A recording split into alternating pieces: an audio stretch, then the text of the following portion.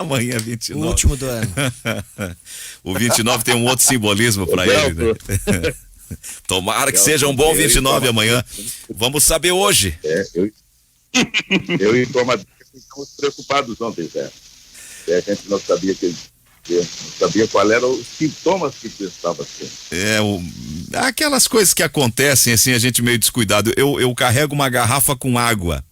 Eu tô achando que é do meu descuido que se originou o meu problema. E o Patrick Dimon, aquele nosso ouvinte querido lá de São Paulo, cantor famoso, ele disse assim: Zé Aldo, a gente conversando sobre vozes, sobre isso, sobre aquilo, ele me sugeriu, coloca um gengibre dentro dessa água que tu toma sempre. E eu não fiz a troca do gengibre de um dia pro outro. Ele deve ter feito lá um processo fermentou, liberou alguma toxina, alguma coisa, e eu tava com sede, peguei a garrafa e tomei a água. Eu acho que aquilo me fez muito mal. Eu já tava achando, tô com corona de novo. Mas mal como, assim? Meti uma máscara e pedi pra minha mulher, vem aqui, me traz um termômetro. Mal como? Todos os males que não posso imaginar. Entendi. Quando a pessoa fala assim, é porque ela não tossiu, ela não teve dor de garganta. Não, era aquele mal-estar, aquele enjoo, aquela coisa. E... A dor de garganta era no estômago. E aí, não, graças a Deus acertaram uma medicação e tá tudo bem hoje. 2 dias depois essas coisas acontecem.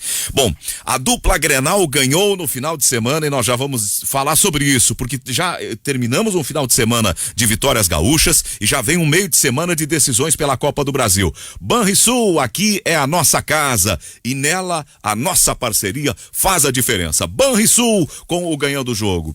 A vitória inicial foi a vitória da tarde do Colorado, convincente. O Inter, terceira seguida no Brasil. O Inter ganhou mais uma. Num jogo, eu até achei que na largada o Inter ia meter uns 3 nos caras, porque foi pra cima, graudão, dominava o jogo, se impôs ao Bahia e naqueles momentos iniciais deu a sensação de que o Inter ia meter uma goleada nos caras, como diz um amigo meu, ia meter os caras, mas depois cedeu o empate e buscou a vitória ainda assim lá em Salvador. Mas queira ou não queira, dominou, né? Não chegou a ceder o empate, dominou, abriu 2-0. Sim, 2-0. Se não fosse o Douglas, o jogo tranquilamente teria sido uma goleada do Internacional ontem. O Yuri Alberto e o Thiago Galhardo tiveram muitas oportunidades. O Bahia perdeu o jogo, mas o melhor em campo foi o goleiro.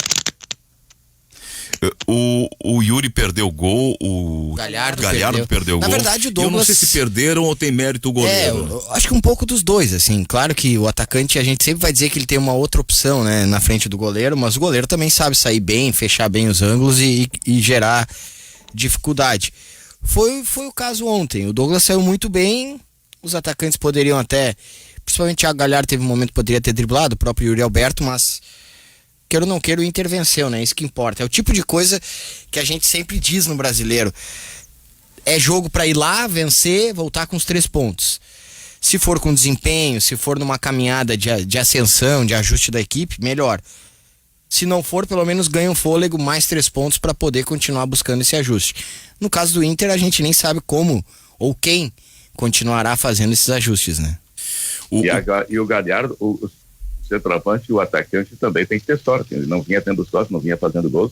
E aquela bola do pênalti deu na trave e por pouco não é, né? Que loucura. Ele chutou pra valer e pegou no meio, né? Dá uma confiança no cara, pelo menos. Se bem que depois do pênalti ele acabou errando, né? Mas se for olhar pra trás friamente, ele fez um gol contra o Bahia. Saldo é positivo. O que chama a atenção é que o modelo do Abel, ele tá dando resultado. Ele estabilizou e vai crescendo. São 5 jogos sem perder no campeonato, 11 pontos dos últimos 15 disputados. Isso aí dá um aproveitamento de 73%. É bom o aproveitamento. E ele falou ontem que ele ganhou do River, que ele ganhou do Boca e que ganhou do América, né? Porque a vitória dos 90. Ganhou, né? E ganhou, não classificou, mas ganhou. Perdeu nos pênaltis em ambos e buscando resultados fora de casa, o que também é difícil. E o que demonstra também... Ele só esqueceu de mencionar que ele perdeu em casa, os mesmos jogos. Exato, ele só ganhou fora. Esqueceu de mencionar isso. Buscou as classificações, tentou, perdeu nos pênaltis, porque justamente não havia vencido esses jogos em casa. Exatamente, isso ele não mencionou. Mas, de fato, o Abel chega no seu melhor momento. nessa passagem curta dele pelo Inter de, sei lá, 50 dias talvez, pouco mais, pouco menos, descontando-lhe o tempo que ele ficou afastado, uma passagem curta e que começou muito mal, começou terrível, inclusive com essas derrotas aí que a gente mencionou, mas agora os últimos jogos são jogos de um time que está se acertando, como nós debatíamos na semana passada, ainda muito longe de ser aquele time do Eduardo Cudê, que era muito mais confiável, mas para os padrões daquilo que o Abel pode apresentar hoje, ele conseguiu acertar um esquema, conseguiu ajeitar um time e vem de atuações boas. Jogou bem contra o Boca na Bomboneira, não foi bem contra o Botafogo no Beira-Rio, mas ganhou, foi bem contra o Palmeiras e bem contra o Bahia. Então, talvez ele tenha demorado demais para ajustar o time. Agora, no momento que ele está ajustado, fica essa dúvida, né? Se vai seguir ou não o Abel pro ano que vem a ser a semana que vem também, né? Se ele vai continuar ou se vai chegar o espanhol Miguel Ángel Ramírez. Eu não entendi. Diga, Horácio. Olha aqui, ó. No caso dele sair, por exemplo, sair do Internacional, a campanha dele é positiva, na opinião de vocês? Ele chegou com o time lá em cima, ele sai valorizado, desvalorizado? Como é que vocês acham isso aí? Ele fez um trabalho razoável. Eu vejo que ele fez um trabalho... assim, a gente vai ficar sempre naquela discussão, né? De quem acha que o grupo do Inter é fraco e o Cudê havia feito muito mais. Fraco que eu digo insuficiente para estar onde está, né? Não acho fraco. Não é a minha opinião essa. Mas claro que tem suas limitações, né? Ainda mais com as lesões que o Inter teve nessa temporada. Mas ao mesmo tempo ele fez um trabalho razoável. Claro que o Inter, quando o Abel chegou, começou a decair muito no Brasileiro. Teve essas derrotas em casa, a gente precisa sempre... o Cristiano pontuou bem, tem que pontuar isso que ele fez, claro, queira ou não queira, perdeu em casa nessas disputas. Reverteu o resultado, não a chave, caiu em ambas nos pênaltis. Eu acho que faz um trabalho razoável, aí vai ficar naquele critério. Era o grupo e o Abel pouco precisou fazer e o grupo que acabou levando, o Abel tem seus méritos. Eu sempre costumo buscar assim um pouquinho de cada coisa, né? Porque os jogadores não seguiram simplesmente o que fazia o Cudê, pelo contrário, bem diferente, muitas diferenças. Mas também o Abel tem seus méritos, né? Ele mostrou que alguma coisa ele deixou ou vai deixar nesse Inter. Eu queria falar antes, quando o Horácio estava... me chama a atenção, com todo respeito ao monstro Abel Braga, né? Um dos maiores, se não o maior da história do Inter. Mas me chama a atenção que ele assina um contrato até fevereiro e agora não está a fim de cumprir. Eu não sei que surpresa ele tem de que um outro treinador está sendo contratado. Eu acho que ele sabia mais ou menos isso, né? Eu não estou entendendo o comportamento dele, qual a surpresa dele de não aceitar ficar se o Miguel Ángel Ramírez vem. Então ele quer assinar um contrato até dezembro. O presidente Marcelo Medeiros, que hoje inclusive vai conceder uma entrevista coletiva à tarde de despedida, de balanço da gestão, ele, quando o Abel foi contratado, ele diz, não posso me meter na outra gestão, mas também não vou contratar alguém até dezembro. E fechou até fevereiro, que é quando a temporada de 2020 avança e termina nesse ano que vem. Eu acho que o Abel, não sei se ele imaginou que pudesse fazer um bom trabalho e aí ficar para 2021, o que ele pensa, se há uma certa questão aí de honra, de ego, né, de não querer ficar como uma espécie de tampão, mas é isso que me causa estranheza. Já seria uma espécie de tampão num período um pouco maior, mas já seria até o final da temporada. Não sei porque agora ele talvez não queira ficar, porque a informação é essa. A ideia do Inter ou do Alessandro Barcelos, novo presidente, é ficar com o Abel até fevereiro, e ele deve receber o Miguel Ángel Ramírez já nessa primeira semana de janeiro, mas para tratar de questões da temporada 2021, não da temporada 2020, que ainda estará em curso. Que são projeções de solicitações, mudança de trabalho, e a gente compreende também que todo técnico que chega depois de uma mudança e com outro pensamento, que é o estilo do Abel, e a gente fala, o meu saldo positivo, além do resultado que vem crescendo, do trabalho que vem sendo demonstrado dentro de campo, é o fato de ele não criticar ou queimar tanto o elenco, que era uma das principais reclamações que nós tínhamos do Cudê.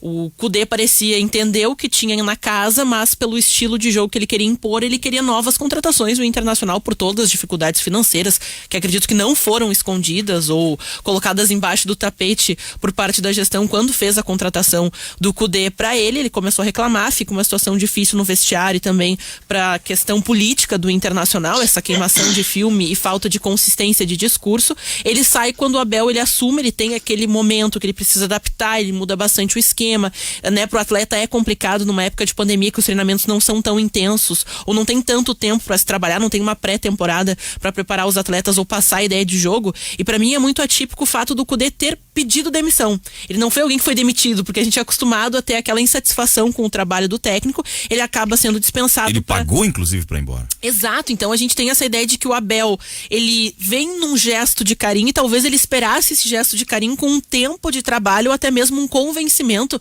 pelos números que o Guti trouxe aqui, né, um aproveitamento positivo. A gente fala, foram momentos muito decisivos nas competições, esse trabalho ele chega com atraso, acaba infelizmente, né, gerando uma eliminação, toda aquela expectativa de primeiro lugar cai no Brasileiro. Então, dentro da concepção do antes, do depois, mas se olhar só o trabalho do Abel, ele é positivo, mas não o suficiente, porque foi então deixado, né, do legado do Kudê. E acho que o próximo presidente acerta, né, em fazer essa mudança. Foi uma proposta, foi uma ideia que ele passou ao torcedor de trazer uma ideia de trabalho, né, de consistência técnica que não combina muito com o Abel. Então, se o prometeu, o presidente então tem que cumprir. Ele disse, né, que ficou complicado para ele, né, o novo presidente afirmando: o trabalho é bom, mas eu também tenho uma ideia, eu também fiz algumas promessas, preciso, né, colocar na balança o que vai ser mais importante a longo prazo para o Internacional, porque ele diz que a instituição sempre estará acima de qualquer vaidade, né, qualquer questão pessoal. O Inter é maior, a instituição é maior, o clube é maior e tem que ser colocado isso na balança. Acho que tem várias formas de responder essa pergunta sobre o trabalho do Abel. Primeira forma vamos lá, o aspecto financeiro. Quando o Abel foi contratado, Marcelo Medeiros disse que o Inter não teria um gasto salarial porque o que o Kudê recebia vai ser mais ou menos o que o Abel vai receber. Então, ele é um profissional com alto salário e tem que ser cobrado por isso. Acho que esse é o primeiro ponto. Não teve o Inter nenhum ganho financeiro, a não ser por essa multa aí que o Kudê, o Celta, enfim, vão pagar para o Inter, se é que já não pagaram. O segundo ponto é em termos de resultados. Em termos de resultados é um desastre, porque ele assumiu o Inter líder do Campeonato Brasileiro e perdeu a liderança. O Inter não vai ser campeão brasileiro. Ele assumiu o Inter classificado na Copa do Brasil e foi eliminado na Copa do Brasil. Deu adeus à competição. Ele assumiu o Inter na Libertadores e foi eliminado na Libertadores e também deu adeus à competição. Então, em termos de resultado de conquista, uma catástrofe. Em termos de desempenho, esses últimos jogos são bons.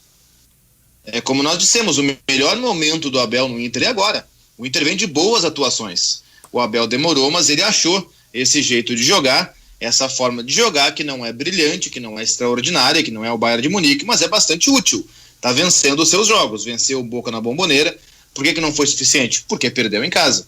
Venceu o Botafogo mesmo sem jogar bem, mas venceu. Venceu o Palmeiras jogando bem e venceu o Bahia jogando bem. Mas o começo é aquela coisa do futebol. A última impressão é a que fica, ao contrário da vida, em que a primeira impressão é que fica. No futebol é o inverso.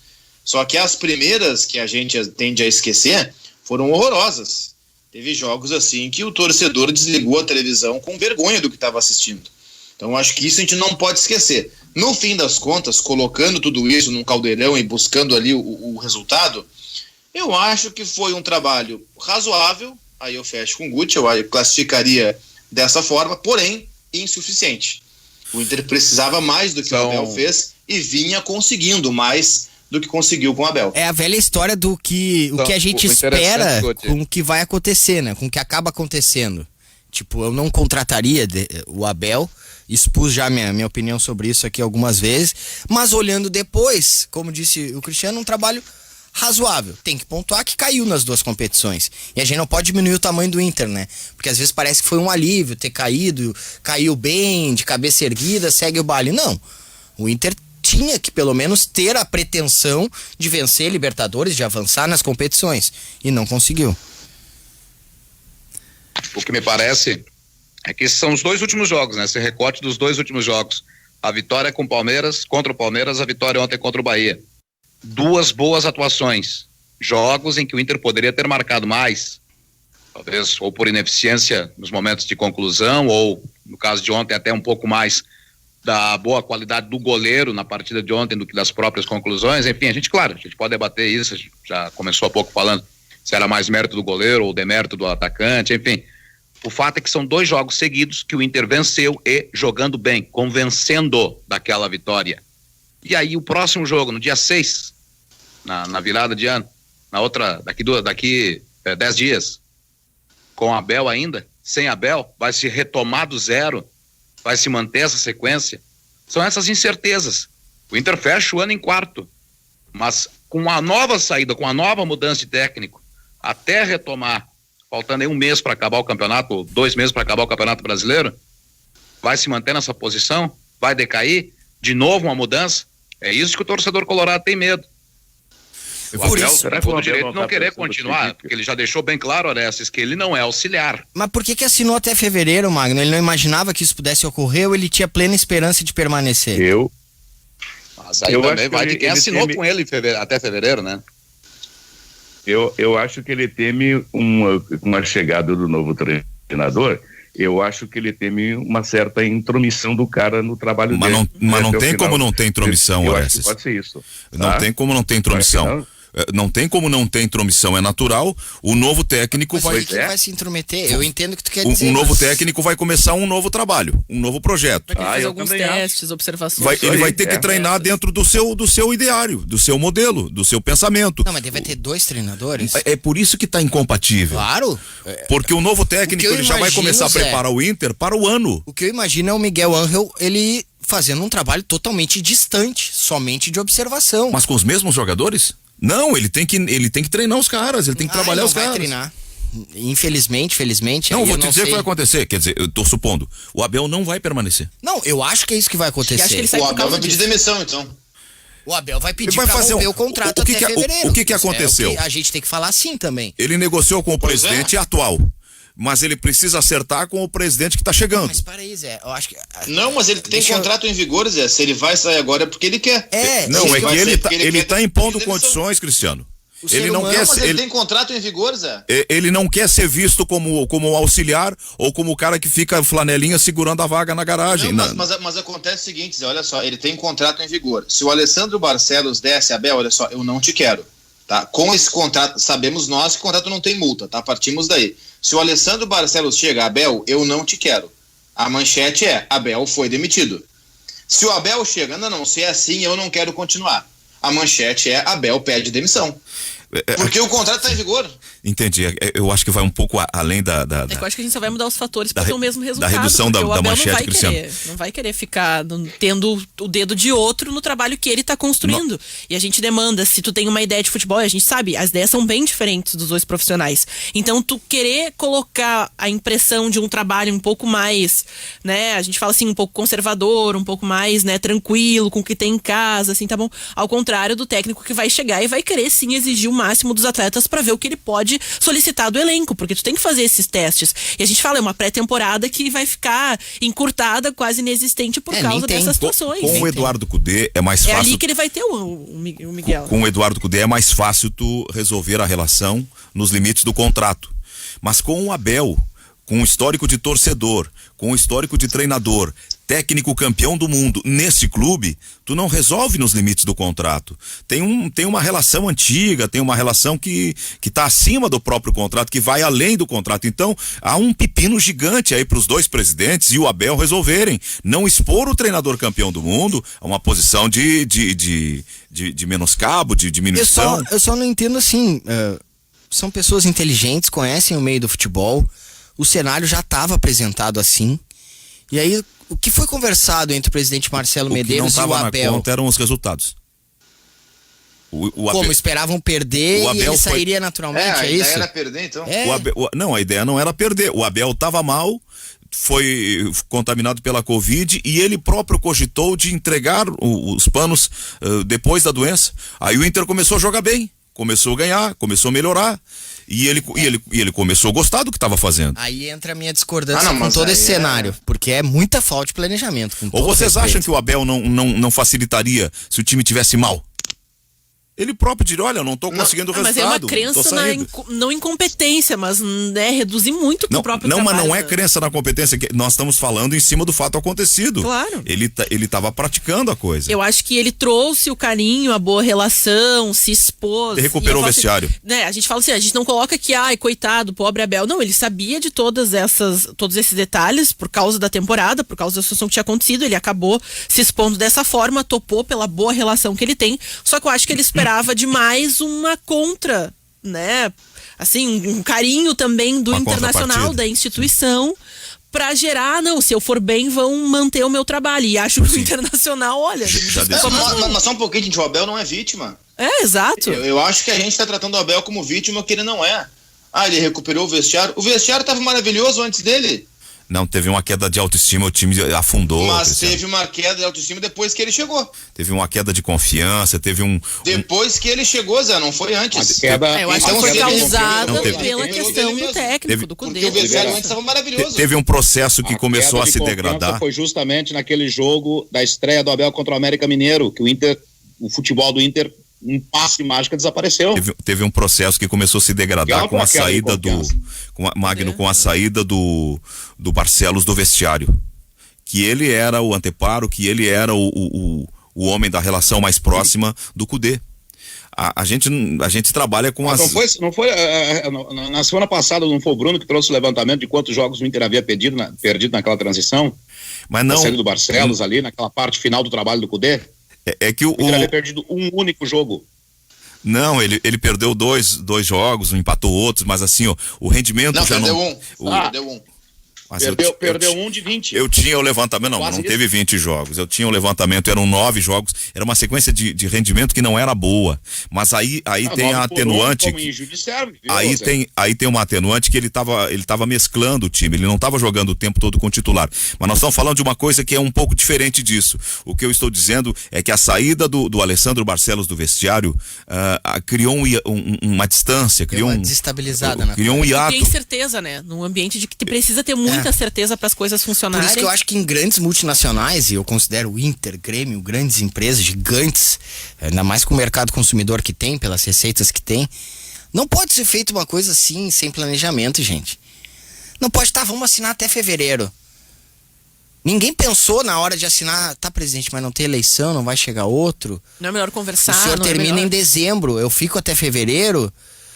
Se chegar outro presidente, de repente, tu não fica. A mesma situação. É a mesma situação que o Cudê estava se sentindo, claro, muito diferente. E o Abel sabia disso. É isso, Cristiano. Não tem como não saber, são caras que estão no futebol há muito tempo. O Abel assinou um contrato até fevereiro, agora ele não quer mais até fevereiro. Se o Barcelos quer que ele fique até fevereiro e ele tem contrato até fevereiro, tirando o direito dele de dizer não quero mais, isso é óbvio. Eu tô falando dele exercer o direito. Eu não tô falando que ele tá errado em sair se quiser. Mas me causa estranheza que ele tenha firmado até fevereiro e agora não esteja afim. Vou repetir. É aí que tá. Esse cenário de novo técnico iria acontecer de qualquer jeito. Não, o que ele tá afim... Por isso que eu acho, ele alimentava uma esperança de ficar no Inter. O que passou, pelo que eu vi... Aí é uma esperança pós-contrato, porque claro. O contrato o Abel tem contrato até fevereiro. Se ele pede para sair agora no final do ano, os colorados, os detratores do Cudê, vão ser detratores do Abel também? O Cudê pediu para sair. Pois é. O Abel também terá pedido para sair. Mas se o Cudê foi vítima, o Abel também está sendo vítima. Quando o Abel assinou, Zé, ele sabia que ia ter eleição. É o Abel está se vendendo como vítima agora que ele não é. Ele sabia que tinha eleição. E o próprio Medeiros, né, Cristiano? Ele não está se vendendo como vítima da eleição. O que o Abel não quer é ser tratado como um aprendiz, é ser tratado como um auxiliar. E isso eu entendo. As pessoas têm lá a sua autoestima, a sua autoavaliação de valor. O Abel, ele considera que ele é um técnico, que ele não é auxiliar e que está em fim de carreira, que ele não precisa disso. Então o que ele mas isso eu não tenho dúvida, mas o que ele está dizendo, o que ele está dizendo é assim, tem que ser definido como será o trabalho. Eu não sou auxiliar e nem o técnico que está chegando é auxiliar. Então nós temos que definir como vai ser feito isso. Então definam. É isso? Mas é possível? Não é possível. Eu acho que é possível. Não é. Tu tem o mesmo grupo, 2 técnicos trabalhando, um vai ser o complemento do outro. Não é único cenário possível. Não são dois técnicos trabalhando. Exato. O Cristiano vai. O único cenário possível é o Miguel Ángel somente buscar, formalizar, interpretar informações. Ele não vai fornecer interpretações, execuções nesse grupo até fevereiro. Ele vai Olha que esse Lucas Ribeiro aí interessante contra o Bahia. Mas o que se faz em esse fevereiro aí permanece. se projeta para o Rodinei, ano todo. Eu qual é a situação do Rodinei? Termina contrato. Tá, não quero. Isso ele pode fazer. Sem o Abel, nem ouvi-lo. O Abel não vai aceitar se ele chegar e dizer, olha, hoje tu não coloca esse jogador aqui, não vai poder. Mas isso nem passa pela minha cabeça. Pois é, eu acho que não pode acontecer. Claro, nem vai acontecer. Não vai acontecer. É que a gente não pode dizer nunca vai acontecer, porque quando o Kudê teve aquele momento também de transição, ele pedia algumas coisas, né? Alguns trabalhos físicos, relatórios, né? A gente se colocava que tinha solicitado algumas mudanças que não combinavam muito com o trabalho, né? Do técnico que estava. Então, tudo isso eu acho que é uma situação delicada, porque estando em Porto Alegre, com certeza, ele, né? O outro técnico irá até o gramado, vai ver o treinamento dos jogadores. Acho que fica até uma competitividade um pouco desnecessária, porque daqui a pouco até mesmo no vestiário tu tendo alguns jogadores que têm o carinho, levam essa relação em consideração, isso pode ficar um pouco estremecido. A gente fala de relações humanas que são muito complexas. A Ana falou perfeito. A gente tá naquela coisa dos pontos de vista dos atores, né? E do ponto de vista do Inter, o dilema do Inter é pensar já na temporada 2021, mas comprometer o fim da de 2020. É questão de planejamento. Exato. Tu prefere sacrificar no início pra ter resultado no final. Mas comprometendo já o final dessa, que ainda não terminou. São 11 jogos ainda que o Inter tem. 3 pontos. Por isso e ao mesmo não tempo é um dá Brasileirão que não dá pra alcançar um grande título. Ou entendeu? deixar pra Por que vocês acham oficialmente que não? começar em fevereiro.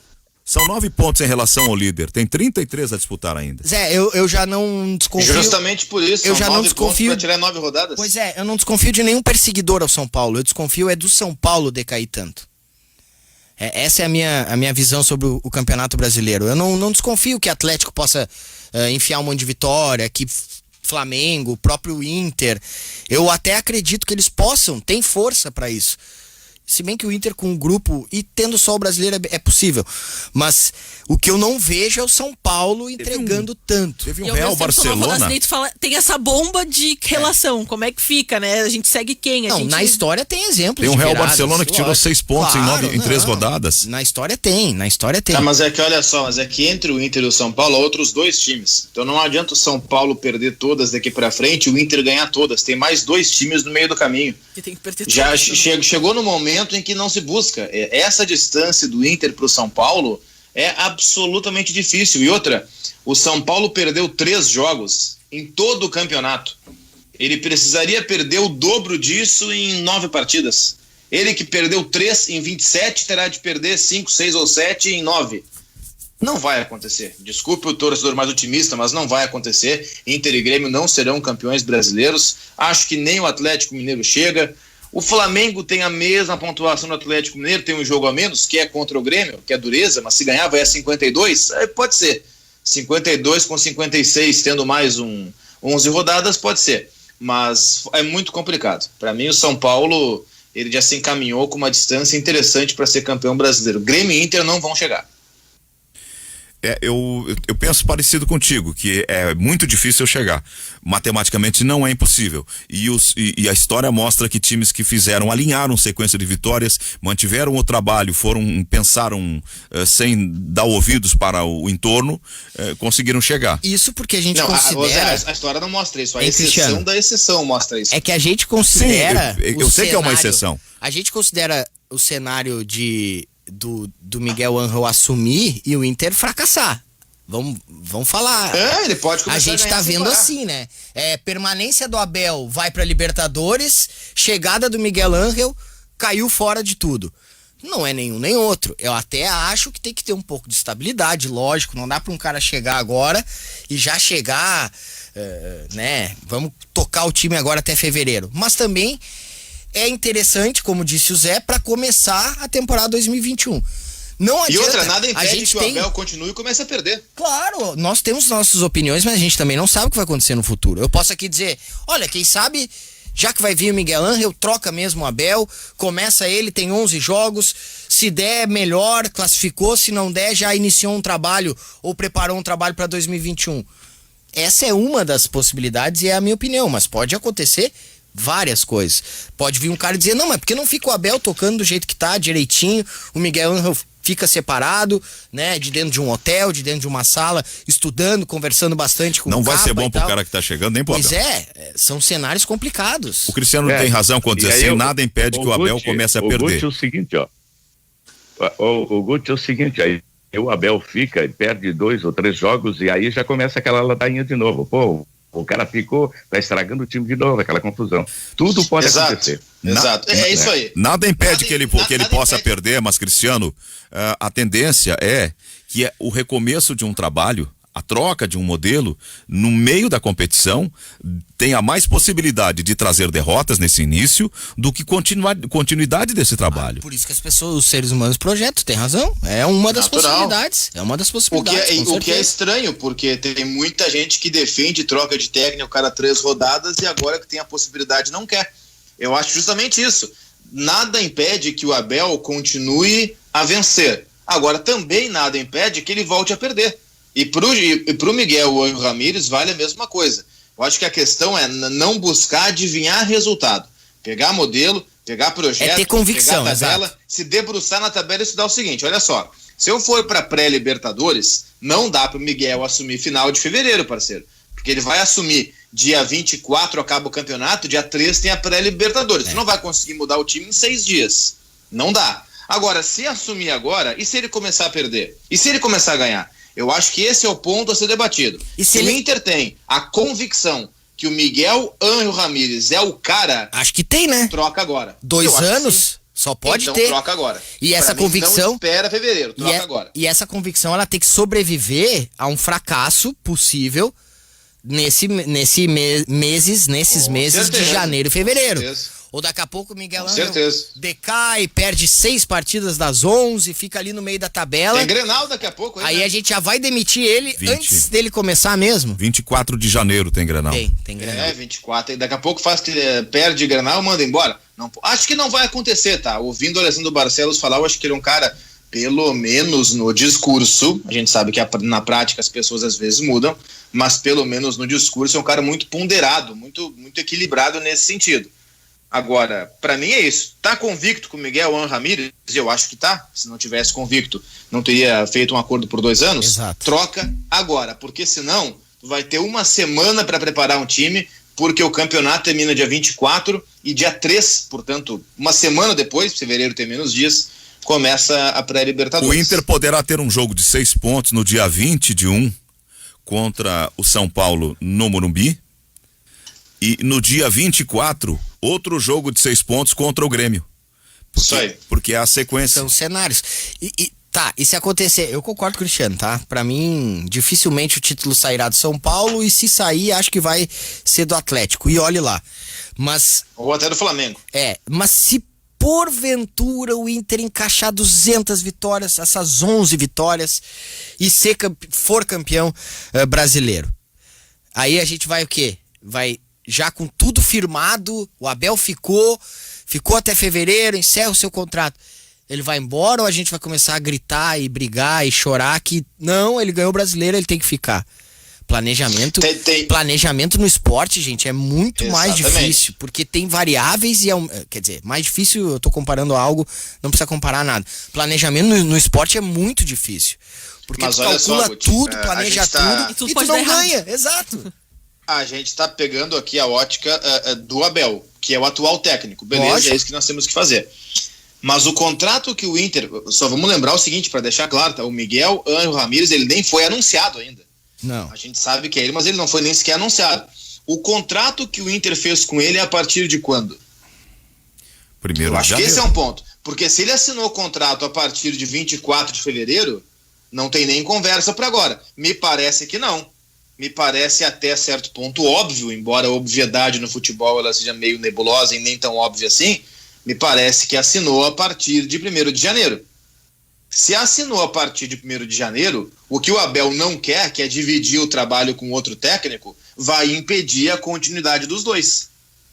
Então, acho que essa é a questão. A partir de quando inicia o contrato de Miguel Ángel Ramírez? O Inter vai ficar com 2 técnicos na folha salarial durante 60 dias? Um clube com dificuldade financeira? Não me parece muito lógico também, né? Ou o Miguel Ángel vai ficar no free até fevereiro, mas já trabalhando, se debruçando, vendo jogos. Mas por amor tu acredita claro que nisso? não, né? Eu, sinceramente, Só no love? eu acho que o Preciso cenário... fazer um intervalo.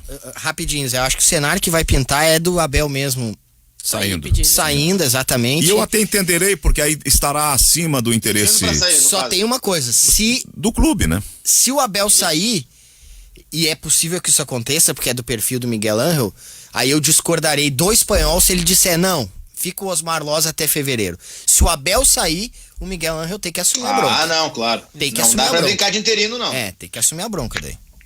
Bom, mas assumir um time em quarto não é mau negócio. Claro que não. Só que Não, daqui a o pouco o Abel cara assumiu pensa assim, primeiro. eu posso perder. Mas ao mesmo tempo ele Excelente. pode se queimar, né? A gente fala, tem Grenal, o trabalho precisa ser, né, mostrado com um certo valor, assim, não pode... A roda gente tá sabe, girando ainda, exato, né? porque o torcedor Não é vai ficar na férias. expectativa, vai Exato. sair o Abel, que na visão, né, de muitos, Mas ele não vem fez um trabalho tão ruim, daí chega alguém com uma ideia totalmente diferente, foi o que o Magno trouxe mais cedo, e aí se começa a dar errado no início, como deu com o Abel, demora pra dar resultado, e aí como vai ficar? Ele vem pra dezembro de 23, ele vem pra 2 anos de contrato, então não... Ô Zé, Mas isso não quer dizer nada, né, Zé?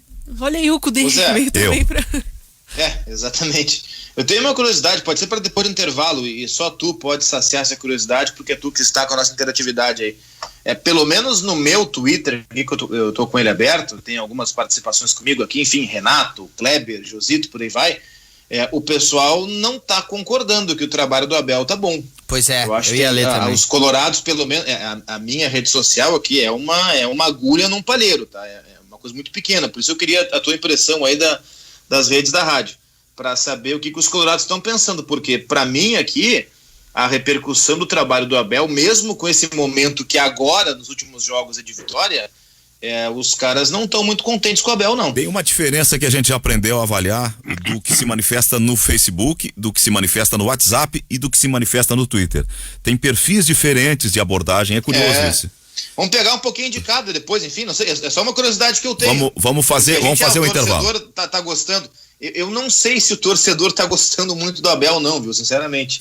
Vamos fazer um intervalo e nós já voltamos para trazer essa sondagem. Vou pegar assim aleatoriamente os 3 últimos que entraram de cada um. Já voltamos. Bom dia. Discutir o momento da troca Abel-Miguel é justo. Dizer que o trabalho do Abel não é bom é injustiça. Querer justificar a tese da troca agora se for por torcedor colorado é ingratidão, diz o Miguel de Cachoeira do Sul. Tá bem, Miguel? Obrigado pelo teu recado. Vamos mais um aqui. Com tudo que aconteceu, Abel tá muito bem. Quem é que tá dizendo isso? Volmir Cavani.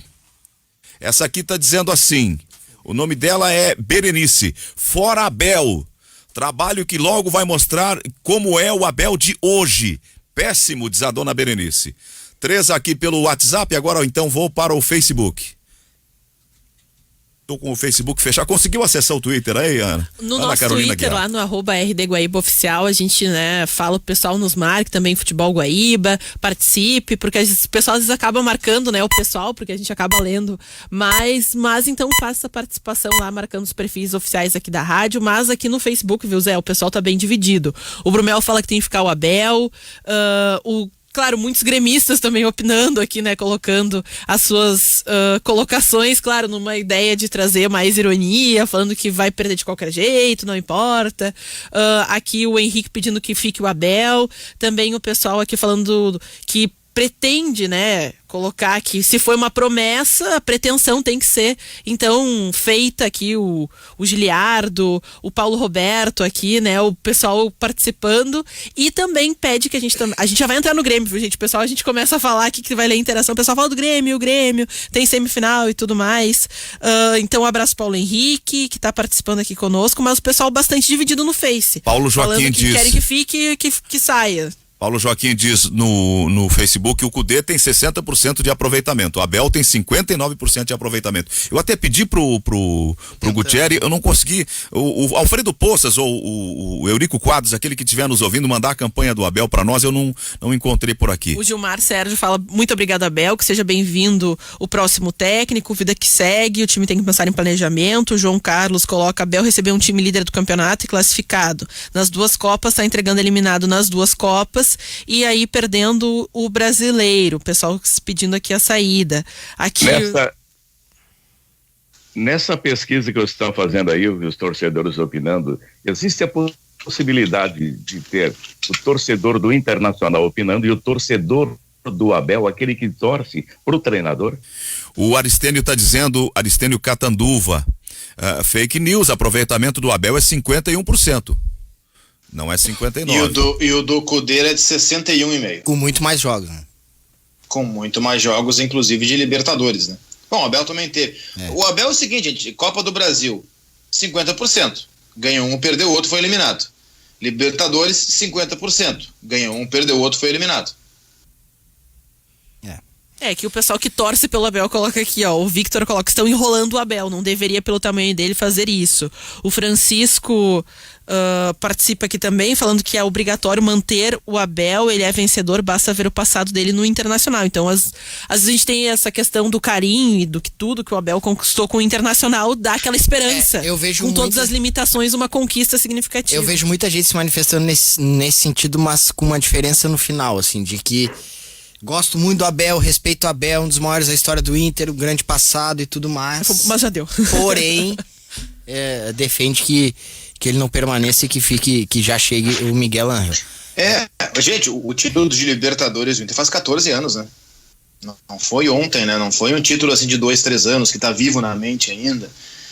Se vale o debate pro Grêmio, que as conquistas já começam a ficar para trás, aquela Libertadores foi 2017. Aquela Copa do Brasil foi 2016. Imagina pro Inter, essa Libertadores que o Abel conquistou fazendo um maravilhoso, magnífico trabalho depois do mundo, isso faz 14 anos e não foi ontem, faz bastante tempo. Depois disso, o Abel ainda conseguiu ser campeão brasileiro com o Fluminense, 2012. Agora, depois, nada mais, né? Nada mais. Eu acho que o Abel tem que ser respeitado pela sua história, tem que ser respeitado pelo seu currículo, campeão de Libertadores, campeão do mundo, campeão brasileiro, não com o Inter, mas com o Fluminense. Agora, o que tem que ser avaliado é o trabalho do Abel de 2020.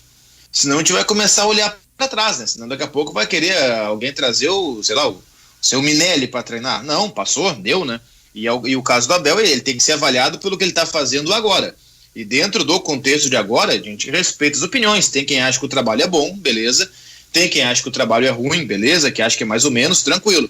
Agora tem que ser avaliado pelo que ele faz agora, não pelo que ele fez lá atrás. O que ele fez lá atrás passou, foi muito bem pago por isso, vai estar para sempre com seu nome na história.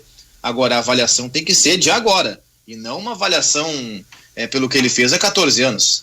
A questão é que existe um fato objetivo, concreto. O Inter já tem um novo técnico, então não dá pra só achar uma maneira de fazer a retirada do Abel, a troca do Abel. 4 derrotas, 2 empates e 5 vitórias, contando com Libertadores e Copa do Brasil. 4 derrotas, 2 empates e 5 vitórias.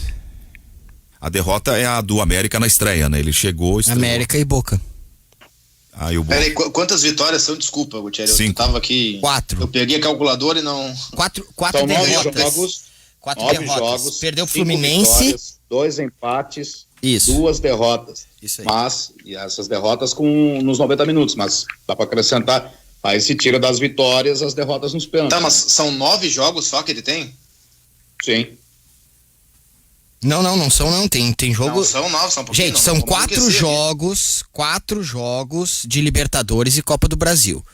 Aí são 2 vitórias e 2 derrotas. Isso aí. Depois mais 2 derrotas no Brasileiro. Ok. 2 empates. Tá. São 8 jogos aí. E aí mais 3 vitórias no Brasileiro. 11 jogos, então. É, isso aí, 11 jogos. Ah, então são 11 jogos. 4 derrotas, 2 empates e 5 vitórias. Aproveitamento de 51%. Isso aí. É isso. 50, com então eliminações, não tem nada de Abel né? com 59, é 51% aproveitamento. Com eliminações, né? Claro. com 2 eliminações e uma perda de liderança do Campeonato Brasileiro. É, uma campanha média, bem média, assim. No Brasileiro, se a gente fizer o recorte, beleza. O Abel assumiu aqui em 11 de novembro a derrota pro América no Beira-Rio.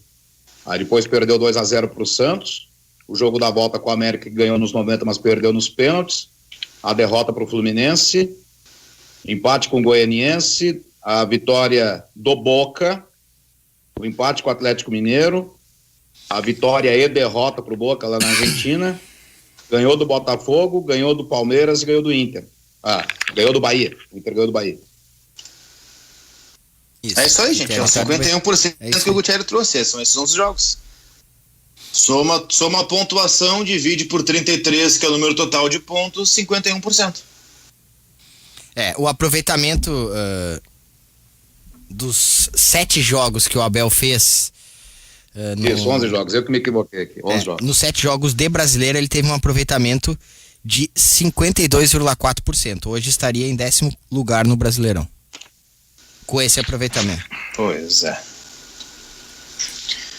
São muitas questões que precisam se avaliar. É aquilo que eu digo, no futebol a última impressão é que fica. Como o momento é bom, o momento de 4 vitórias seguidas. 3 vitórias. Do Boca, mas... 3 vitórias. Isso. 3 no Brasileiro, mais o jogo da Libertadores. 5 de invencibilidade no Brasileiro. Na frieza. Isso, na frieza, 4 vitórias seguidas, ganhou do Boca, mas foi eliminado. Como o momento é de uma série de vitórias, a impressão, cara, isso aí sei lá, subconsciente. A impressão é de que não, tá lindo, maravilhoso, tá ganhando, o momento é ótimo. Mas a gente não pode esquecer que aquele começo foi pífio, né? Então, isso dá esse aproveitamento de 51%. O futebol, ele é o todo, ele é o contexto. Ele tem coisas boas, tem coisas ruins. E o contexto do Abel, para mim, é de uma campanha que eu lá vou classificar como razoável, porém, insuficiente. Tivesse que definir uma palavra a campanha do Abel no Inter, para mim, essa palavra é insuficiente. É uma situação que o Inter está se deparando, com a qual ele vai conviver por algumas horas, alguns dias, ou quem sabe 1 mês, 2, mas ele vai ter que resolver pensando no clube.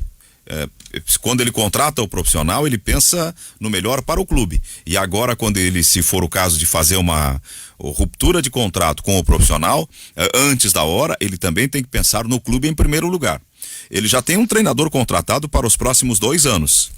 Bom, se o treinador atual não aceita permanecer por esse período faltante para terminar o contrato numa posição assim desconfortável, bom, então acerta uma maneira que ele saia com dignidade por conta da história que tem, mas que ele saia para permitir que o outro o assuma de imediato. Aí ele pede demissão. Mas aí essa coisa do pedir demissão, Cristiano, me parece assim resolver a relação apenas da maneira fria do contrato. E o Abel, e nem o Inter, nem o torcedor, me parece desejam isso. Mas só um pouquinho, para pegar o exemplo, tu é um que fala isso, eu concordo plenamente, assino embaixo quando tu diz isso. A gente não pode ter 2 pesos e 2 medidas. Foi assim com o Eduardo Cudê? Sim, numa situação. Mas, cara, se o Abel pedir demissão, eu não vejo problema nenhum. O problema que eu vejo é um discurso que eu tô percebendo, aí é a opinião minha, eu tô percebendo no Abel um discurso vitimista.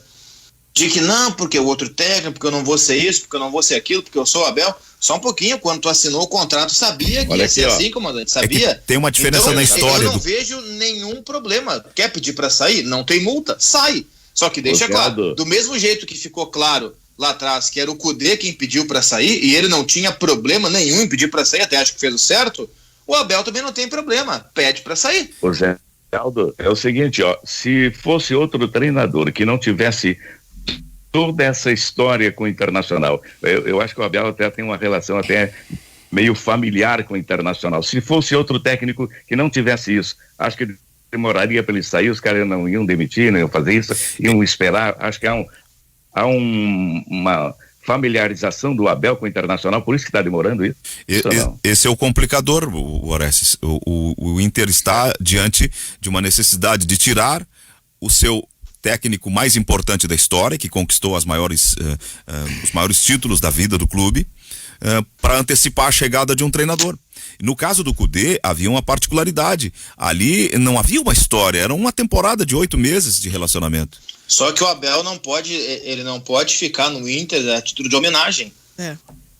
Ele conquistou, já acho que ele foi contratado com isso. Mas ele foi muito bem Ele foi pago contratado por com a isso, intenção de acalmar os torcedores. Ele Então, já foi, calma, segura, panos quentes. Agora a saída dele pelos mesmos motivos também vai gerar certa incompreensão. É que é um nome pesado, por isso que eu disse antes, quando eu falo Osmar Loz, eu uso como um exemplo, um perfil. Eu também não contrataria o Osmar Loz em si, mas eu achava melhor, e posso estar totalmente errado, isso a gente fala o que a gente pensava, ou o que pensa que pode acontecer, as coisas normalmente não acontecem como pra gente, na nossa cabeça, as nossas soluções, né? Mas o que eu pensava, gramado, até por uma questão de peso político, agora a gente tá se deparando com esse peso do Abel. O Abel não é qualquer um. Vamos falar com todo respeito, se fosse o Zé Ricardo, não estaria muito mais fácil esse processo de ser solucionado? Duas vezes. Não, obrigada, Exato. foi um prazer. Tchau, Zé Ricardo, valeu, chegou Miguel Ángel e deu. Ou alguém estaria, não, o Zé Ricardo tá deixando o Inter na 4ª colocação, quem sabe ele fica até fevereiro. Não. O pessoal tá graças Ninguém a Deus, diria tá isso. chegando, Só que há um peso aí, há uma história em cima disso tudo. Mas, aí vai entrar a minha opinião, mais uma demonstração de que não era a melhor opção escolher o Abel naquele cenário montado. E ao mesmo tempo, na visão do dirigente, no período, quem a gente traz, como a gente vai lidar com isso, quem vai aceitar, sabe? Então a gente tem que colocar, às vezes, o sapatinho do outro pra entender como é que as coisas funcionam, né? Nem sempre as relações, elas são como a gente tem aqui, uma visão fria, objetiva, muito obrigada, Abel. Não é assim, tu não pode, né, apertar as mãos do Abel e agradecer pelo que ele fez no momento complicado. O William tá dizendo assim, ele é lá do Porto Verde. Zé, bom dia, o Abel já está fora do Inter, só estão esperando a virada do ano e a posse do novo presidente para comunicar a saída. Não, tudo bem. E a gente fala, e eu vejo que essa questão de o próprio Abel ter manifestado um certo desconforto com toda essa situação nos surpreende, porque era muito simples, né? A gente não tinha nenhum mistério, nada foi ocultado, né? Dessa relação, dessa objetividade aí de, olha, vai ser até ali, depois quando vier o outro, muda a gestão, mudam os parâmetros e as obrigações, mas a gente se surpreende. Mas também a gente não vai condenar alguém que não quer dividir o seu trabalho, porque não vai conseguir trazer tudo o que pode e colocar o que bem entende, porque tem alguém que vai fazer um trabalho a longo prazo que tá batendo a porta. Vem aí a Fernanda Bagatini. Então, ainda aí nas relações humanas. Então, depois eu faço a pergunta. Ou faço agora e responde depois. Tu que sabe, professor. Vai, fica tranquilo. Então, a pergunta agora para debater depois. Se o Inter não pode... qual foi o termo que tu usaste? Apertar a mão do Abel e demitir, foi isso, né? Se o Inter não pode apertar a mão do Abel e demitir, o Abel pode apertar a mão do Inter e pedir demissão? É o mais acertado, porque ele tá insatisfeito com a relação, não é o Inter. Eu acho que esse é o grande ponto. E a partir daí, para mim, pelo menos o debate se encerra. O Abel pedindo para sair. Fernanda Bagatini com a edição do meio-dia do Guaíba Notícias e depois retomamos o debate do Ganhando o Jogo. Qual era o outro recado que eu precisava dar? Depois eu vou falar da Casa Requinte, a gente retoma. Esgotamos a questão Abel, porque tem muita gente enfurecida e outros assumindo posições a favor e contra na rede social. A divisão da opinião das pessoas mostra o quão difícil é tomar uma decisão nesse caso. Eu tava falando com o Zé agora no intervalo, não é fácil decidir sobre isso.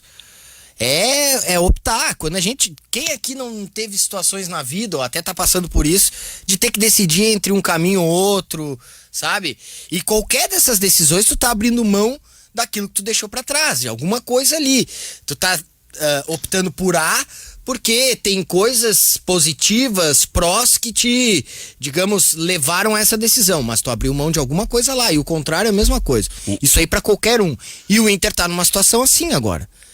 Permanecer com o Abel para tentar permanecer com uma razoabilidade de campanha, e a gente, eu acho que já somos, todos concluímos aqui, de certa maneira, que é uma campanha razoável, ou poder arriscar esse final de temporada com um treinador que realmente vai ficar nos próximos 2 anos. O André Luiz diz, porque o Medeiros não fez um contrato do Abel até dezembro, fim do mandato, e aí fica a cargo do novo presidente renovar até o final do Brasileiro ou não? Foi a pergunta que eu fiz no início aqui.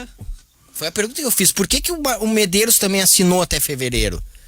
Ele disse que não queria comprometer o novo presidente, mas ele tá fazendo isso de qualquer jeito. Mas a ideia dele, eu entendo, ele quis proteger o clube, a instituição, os interesses do Inter. Quais eram os interesses do Inter? Fechar a temporada. contratar um técnico por... Concordo. Quantos dias seria o Abel? 30 dias daí? Seria ali no final. Ninguém iria querer pegar. E ele viu nessa possibilidade com o Abel de ter um técnico de peso e aí ser classificado para competições boas e eleito o candidato da situação, renovar, quem sabe, com o Abel para prosseguir. Ele pensou o que todo mundo, imagino, pensaria.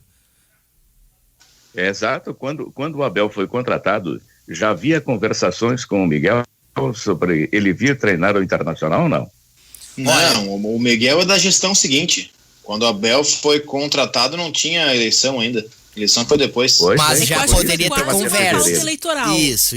Se tornou uma pauta eleitoral. Daí a gente fala as promessas e os problemas de ter uma eleição meio uma temporada que a gente teria uma ideia já tá tudo encerrando, os contratos estão se acabando, e aí como é que fica?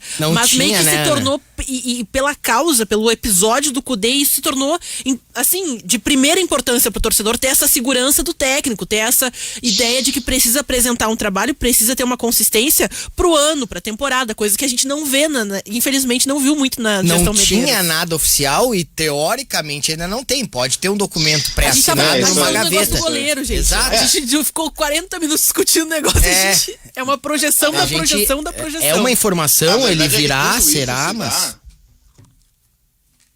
Diga, Cristiano.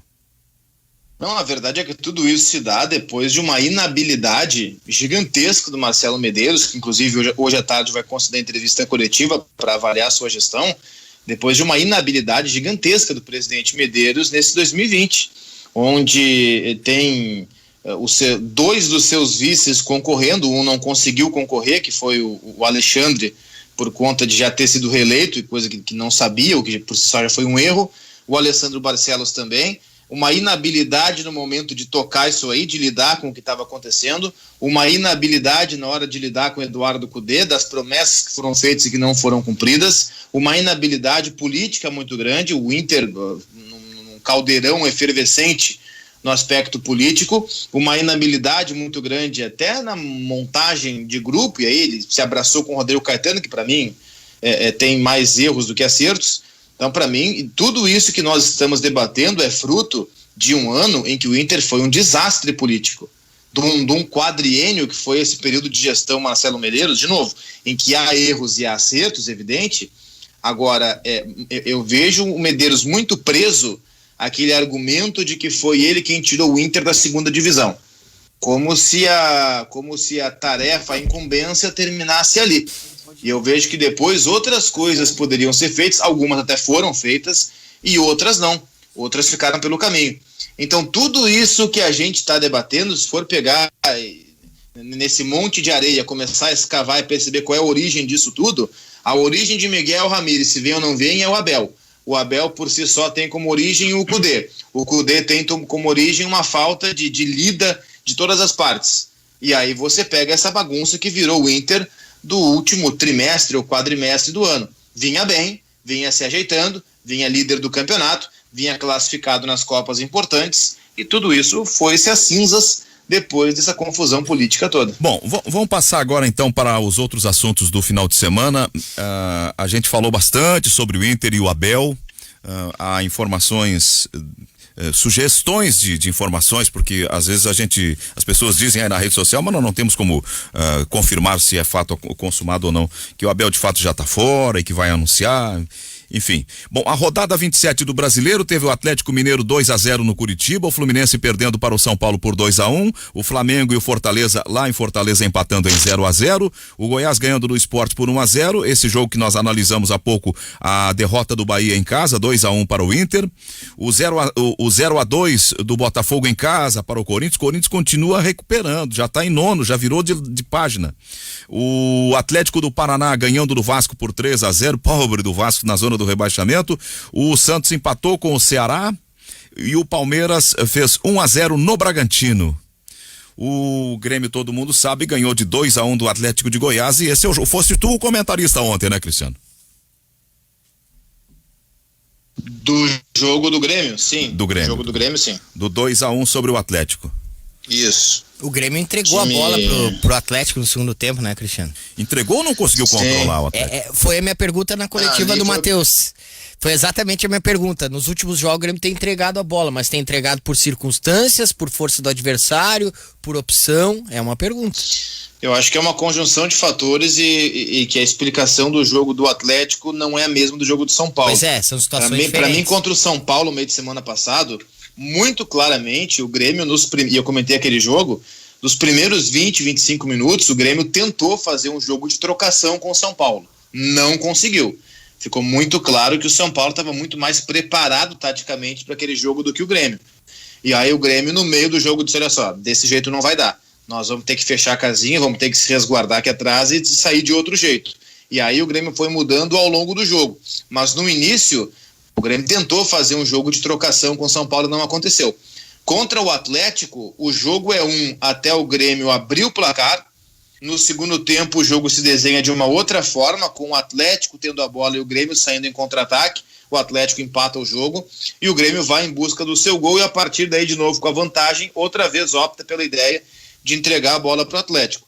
Me parece que são explicações diferentes para jogos diferentes, mas de fato isso tem chamado a atenção. O Grêmio contra o São Paulo teve 30% da posse de bola.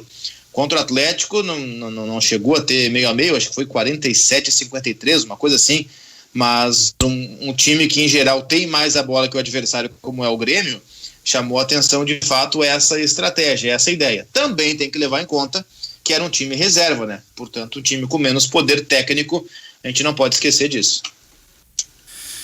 O São Paulo acabou jogando com reservas e o Grêmio jogando com titulares e o Grêmio com reservas. Em princípio, a ideia que passa é que haverá uma menor capacidade físico-atlética do São Paulo para a decisão. É que tem a questão de que ninguém está tendo uma sequência no futebol brasileiro nos últimos meses que nem o Grêmio, né? O Grêmio não parou em meio de semana. Esse dado eu ouvi ontem. Isso. Que foi dado pelo presidente do Grêmio. O presidente falou e aí a semana que teoricamente o Grêmio teria, né, de folga não foi porque tiraram o jogo do Flamengo, mas ele jogou contra o Goiás. Então o Grêmio não ficou períodos longos. Desde julho até agora, em final de dezembro, o Grêmio jogou sempre meio e final de semana. Meio e final de semana, sempre. E o São Paulo não, né? São Paulo logo caiu na Libertadores, depois caiu na Sul-Americana. E claro, tá na Copa do Brasil, é bem verdade. Então vem com um acumulado de desgaste menor. Teve momentos que o Grêmio tava em campo, por exemplo, contra o Santos, que o São Paulo não tava. Ou se esteve, enfim, com alguma antecipação de rodada. Eu até queria entrar um pouco mais na projeção, mas eu gostaria da gente ficar um pouquinho ainda no jogo de ontem. Vocês gostaram do zagueiro e do lateral? Eu gostei mais do zagueiro, Wanderson. não. Do lateral, sim. Eu gostei mais do Wanderson. Seguro. Mas eu preciso também levar em consideração, né, Cristiano, que é um cara que tá iniciando a sua caminhada, né? Eu tô falando do Juan agora. Não, claro. Não, são duas promessas da base do Grêmio, tá? Isso tem que ficar claro. O Juan, inclusive, já teve proposta para sair. O Grêmio, a proposta acho que foi de 24, 26 milhões de reais. E o Grêmio optou por não vender. Acho que o Juan com o tempo pode valer mais. Mas, enfim, ontem ele não foi muito bem, estava meio assustado. O Wanderson é um jogador que eu gosto bastante. Eu tenho feito vários jogos da transição do Grêmio, num projeto paralelo, e o Wanderson é um dos destaques. É um lateral de bom cruzamento, de bom apoio, de chegada à linha de fundo. Ele tem uma vitalidade que impressiona. Ele chega na frente, ele corre, ele se movimenta. Ele é uma promessa muito interessante. Por que ele não tem espaço? Porque o Grêmio tem Vitor Ferraz, Orejuela e Leonardo Gomes. Leonardo Gomes ainda machucado, vai voltar, enfim, sabe-se lá quando. Vitor Ferraz era o único disponível, já que o Orejuela também se machucou. Mas o Wanderson é uma promessa bastante interessante, eu diria, da base do Grêmio. E ontem não sentiu o peso do jogo, foi dele o cruzamento para o primeiro gol. Não vai valer lá como assistência, porque o gol foi contra, mas enfim, quem cruzou a bola foi ele, foi o Wanderson, para o Dudu fazer contra. Achei um jogo interessante. Também é verdade que no gol do Atlético ele falha, porque ele para e deixa o Ferrarese antecipar para fazer o gol de cabeça, mas o Juan também falha. O Juan toma um drible do Wellington Rato que tu não pode tomar de forma nenhuma, né? Ele só girou o corpo para um lado, saiu pelo outro, e o Juan passou reto. Então ali teve falha do Juan também. Mas do Wanderson eu gostei bastante. Para quem estava ali estreando como titular no time de cima, uma Série A de Campeonato Brasileiro, bem diferente do brasileiro de aspirantes que ele joga, para mim saiu muito bem o Wanderson na direita. Posso dizer um negócio um pouco fora do lugar? Ele não parece um lateral formado no Grêmio. Ele parece um lateral formado no Flamengo. Formado em Medellín. Não, ele não tem o estilo dos laterais do Grêmio. Da história, sim, os laterais gaúchos Mais são marcadores, quer dizer. são mais físicos. Eu fiquei impressionado com o jeito assim como... também, né, José? Se ele pode parecer Flamengo, mas é formado no Grêmio. Pode ser uma nova situação, um novo estilo. Não, e hoje os times também se comportam utilizando os laterais como verdadeiros pontas, dependendo da ideia do treinador. Não tem lá tanta qualidade, mas ontem, sabe como o Inter jogou? O Patrick fica um pouco mais dentro e o Wendel, claro, várias vezes aconteceu isso. Mas se for observar, o Wendel é o cara mais aberto, mais à frente, o Patrick é ao lado dele, mais centralizado. Eu pensando Nós assim gaúchos no pensar do dirigente, Orestes. Nós gaúchos, viu, Zeldo, nós gaúchos achamos o seguinte: os caras têm que vir da categoria de base jogando futebol do Rio Grande do Sul, aguerrido, determinado, com força. Se vai ganhar é outra história, né, Orestes? É verdade, bem assim, cara. Eu não sei qual é o histórico do Wanderson, o Cristiano talvez, se tiver mais informações, pode ilustrar essa nossa discussão, ele que tem acompanhado, mas é um jovem com 19 anos, com essa bola, com essa confiança para jogar que ele demonstrou ontem, e o Cristiano diz que tem acompanhado e que ele é uma promessa, não tem que ele ficar atrás da fila, tem que colocar no mercado os outros. Porque ele veio do Mato Grosso. Porque esse é o cara que vai, se ele confirmar, que vai render os cofres do clube. E esse é o cara que vai dar, vai dar retorno técnico. Só que aí, José Aldoraldo Medeiros Pinheiro, vírgula, meu ídolo, a gente volta àquele debate que eu passei o ano inteiro batendo na tecla. É uma inverdade quando se fala de aproveitamento de jogadores da base do Grêmio. Os jogadores que se aproveitam no Grêmio, em geral, com raras exceções, são jogadores acima dos 23 anos. Verdade. O PP virou titular do Grêmio com quase 24. E quando o cedo, Ferreira 21. tem 23. Quando cedo, 21. O Juan tem 21. Darlan tem 21. Exato. Imagina, o Juan tem... O Wanderson tem, se não me engano, 19. Eu acho que ele não fez 20. Ele é o mais novo, tem 19. Tem 19. Isso. E ele nunca tinha sido colocado para iniciar o jogo com 19. O Rodrigues, acho que tem 21, 22. O Rodrigues, eu acho que é uns 22, 23. Mas enfim, deixa por 22. O Ferreira, uns 23 também, acho que faz 23 agora, final do ano. Final do ano, no caso, mais pro final ainda. Então, é muito difícil, é quase impossível pintar alguém no Grêmio com 17, 18, 19 anos. Não aparece. Não aparece. 23 anos São já o raríssimas. Rodrigues. O Rodrigues, 23, imagina. São raríssimas exceções. O Guilherme Guedes, que surgiu, até agora se machucou de novo, mas que surgiu bem no gauchão, ele tá atrás de Diogo Barbosa e de Cortez. O Wanderson atrás de Léo Gomes, de Orejuela e de Vitor Ferraz. Eu nem defendo que ele deva estar na frente, não é nem isso. Mas na zaga, olha o que o Rodrigues teve que fazer para provar, se é que conseguiu provar. Para mim tá provado, acho que pro Renato ainda não, que ele é melhor do que Paulo Miranda, por exemplo, David Braz. E ou que está num momento melhor. E a época, quando mais novo, que ele era melhor que o Michel improvisado, né? Isso. O Grêmio tem um atacante na base que é muito trabalhado, muito lapidado, que é o Elias. Tem 18 anos. O Elias vai aparecer como titular do Grêmio, se é que vai ser um dia, daqui a uns 4 anos. Vai entrar no time talvez no ano que vem, em alguns jogos, talvez inicie o Gauchão, porque vai ser um outro time. Pega o Santos, cara, a gente cansou de elogiar o Santos. Caio Jorge, 18 anos, titular do Santos. Sandri, 18 anos, titular do Santos. E aqui os caras têm que fazer 22, 23 para jogarem. Wanderson de Oliveira Campos, ele nasceu em 21 de junho de 2001. Ele é de Rondonópolis, no Mato Grosso, tem 19 Isso, anos. Mato Grosso. Ele vai fazer, então, no meio do ano que vem. Faz 20 anos ano que vem. Mas ele tem um jeito de dominar a bola, assim. Eu me lembrava, vendo ele dominar a bola na lateral do campo com aquela naturalidade, porque normalmente ali na margem do campo o cara fica meio seguro que a bola vai beliscar, vai sair. Não, ele dominava com a confiança. Não, e ele dialogava com os outros, pedia a bola, recebia. Agora tem uma coisa, eu fico meio, assim, no meio do caminho. Primeiro que jogador bom é jogador bom, né? Isso aí ele vai provar durante a carreira dele, alguns mais cedo, outros mais tarde. Claro que os craques, a gente prevê que eles vão ser craques, e a maioria deles realmente surgem com 17 já arrebentando, e a história tá aí pra contar. Os grandes craques mesmo, bem novinhos, a gente já via que eles iam explodir, alguns até acabaram sucumbindo, decepcionando depois. Mas pra jogador que vai ser do teu grupo, que vai te agregar, que vai fazer parte do teu plantel, eu acho que esse procedimento do Grêmio de dar uma retardada um pouquinho maior, digamos, tirar a pressa de lançar o jogador, eu acho correto. Não é a regra, não é certo que e isso... mais uma vez tira, porque não tem necessidade financeira e nem esportiva. Tu não precisa desesperadamente do Wanderson, porque tu tem o Vitor Ferraz, tu pode dar esse tempo. Exato, tem o Léo Gomes, e agora, claro, agora precisou, foi a campo. Mas não era o planejamento colocar o Wanderson, creio eu, num jogo como esse. Seria Orejuela, seria Vitor Ferraz. E ao mesmo tempo, essas testagens de zaga já compensam também negociações que estão acontecendo, tá ficando mais caro. Quando o cara estoura, aí a gente vai dizer assim, mas poderia ter utilizado antes. Poderia. Será?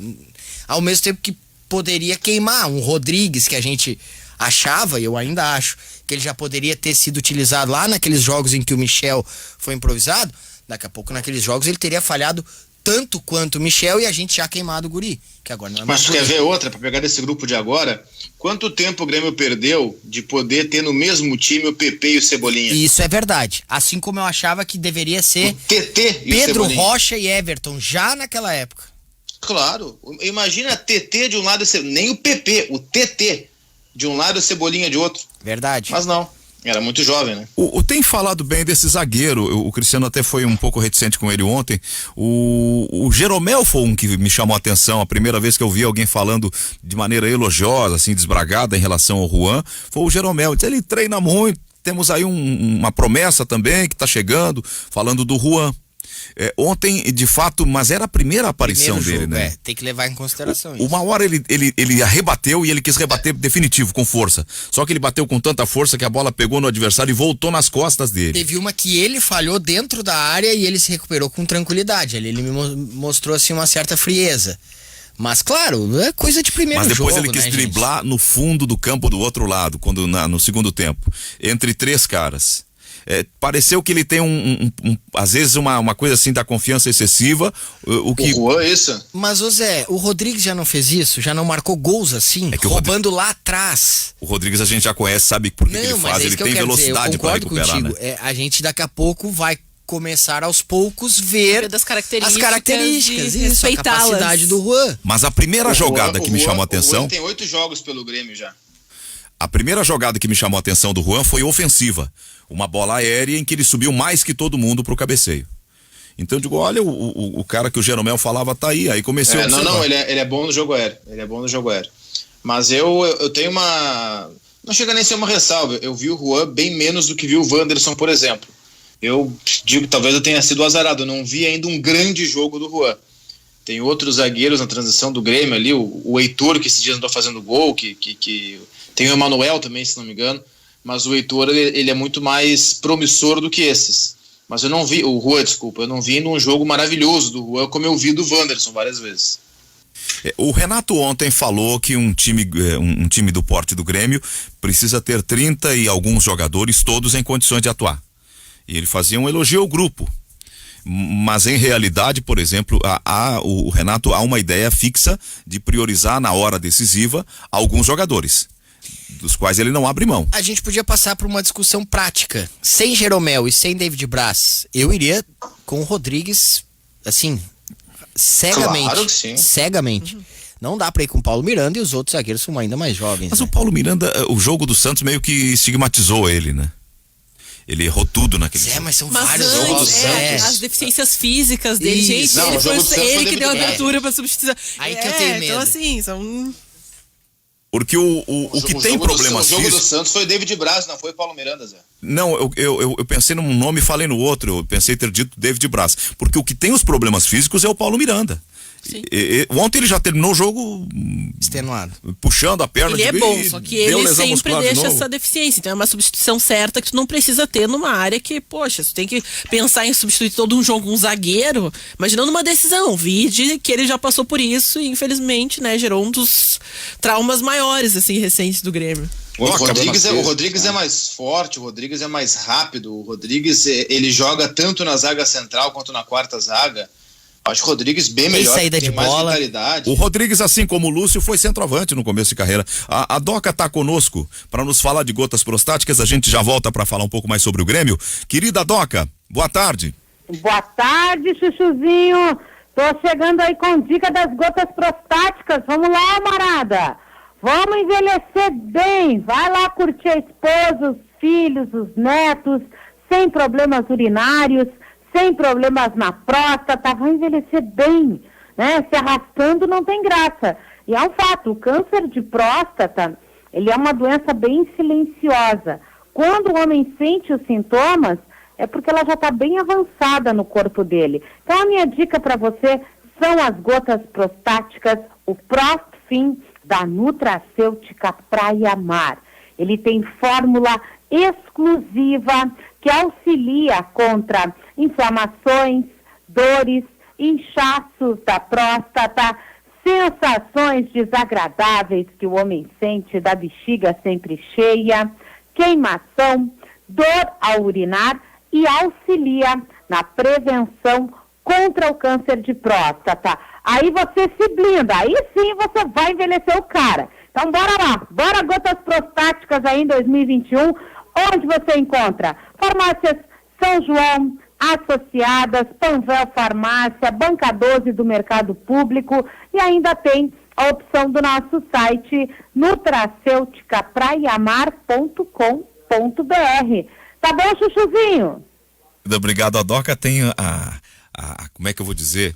O talento da comunicadora. Ela põe uma pitada de malícia, ela vende o produto assim com rara qualidade. Beijão, Doca. Feliz ano novo pra ti, pros gêmeos, pra família toda. E nos vemos no ano que vem. Ou vamos nos encontrar pelas ondas da Rádio Guaíba no ano que vem de novo. Tá, ó, feliz ano novo pra todos, tudo com S pra todo mundo. Sexo, sorte, sucesso, saúde, saldo bancário positivo no banco, gente.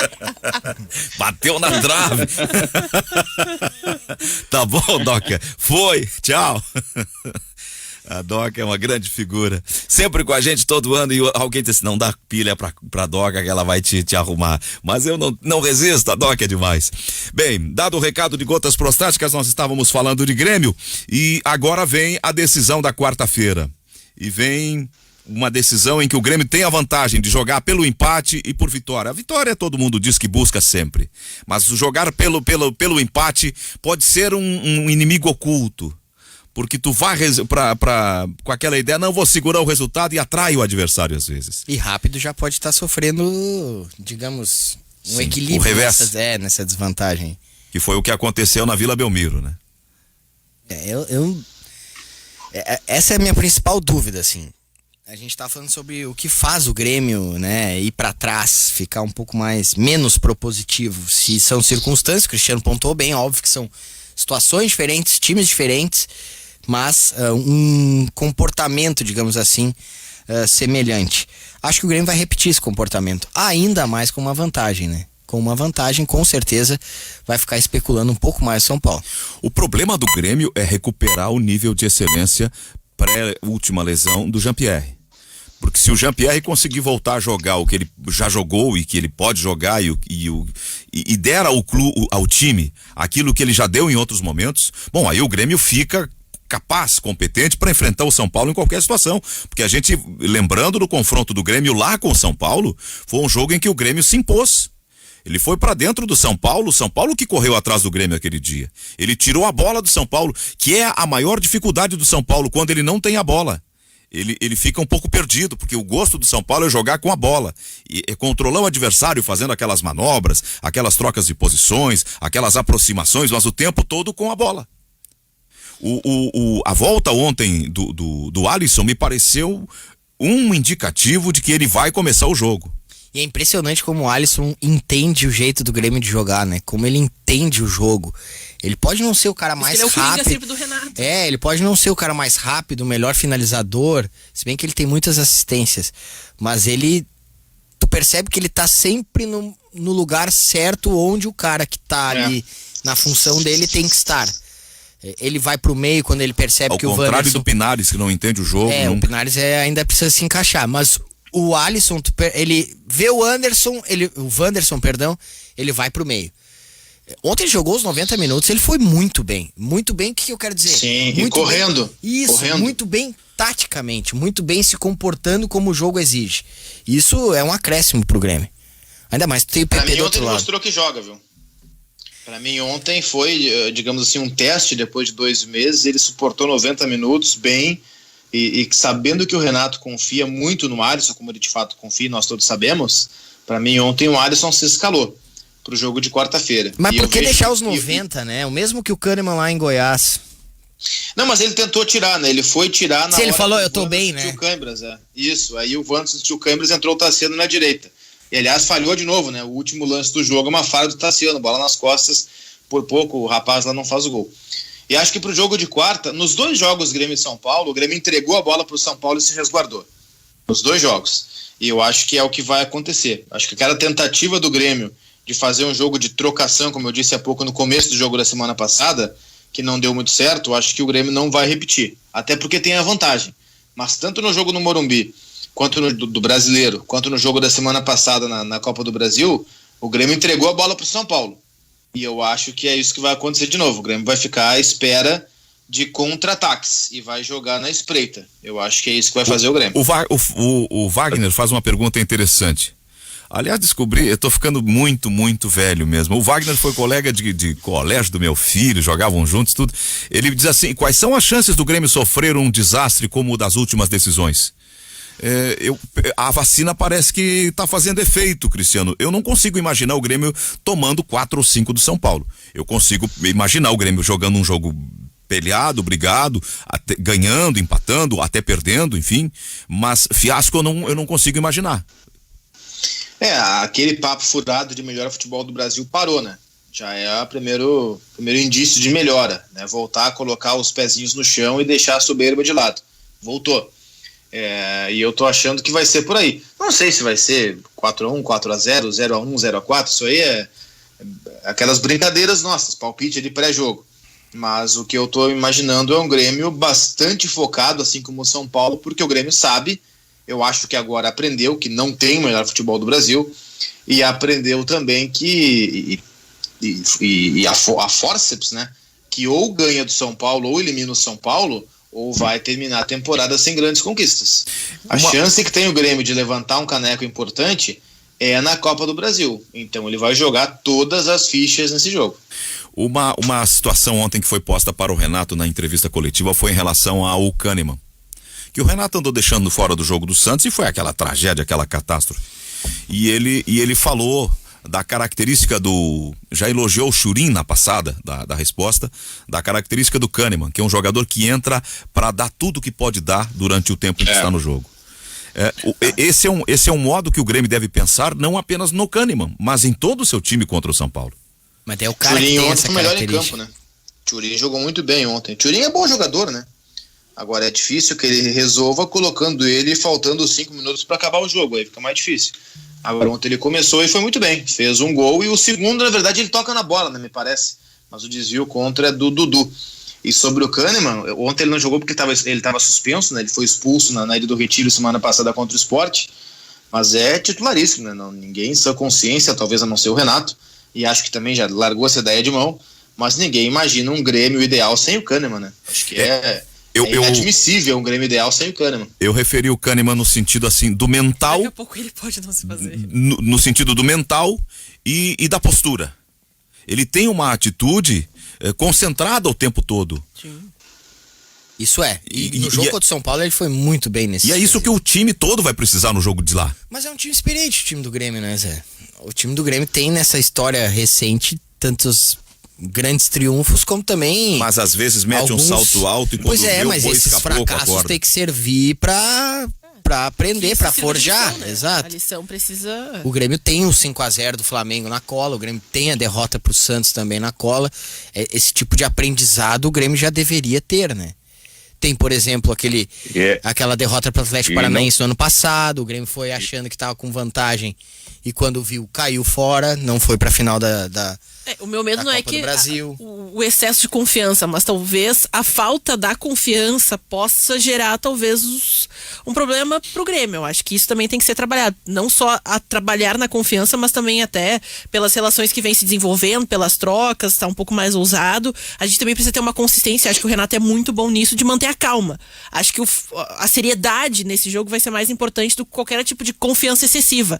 É ter, assim, o foco, é ter o objetivo, é saber que é um jogo decisivo, e acho que o Renato trabalha muito bem isso. Ele tem essa característica de preparar o elenco para uma responsabilidade, e acho que Jeromel e Kahneman são essenciais nessa mentalidade do time, porque dá a segurança de que lá atrás eles vão dar conta do recado. E tudo que a gente conversa aqui, esses caras são profissionais, eles também conversam a exaustão nos vestiários, nas preleções, nas palestras.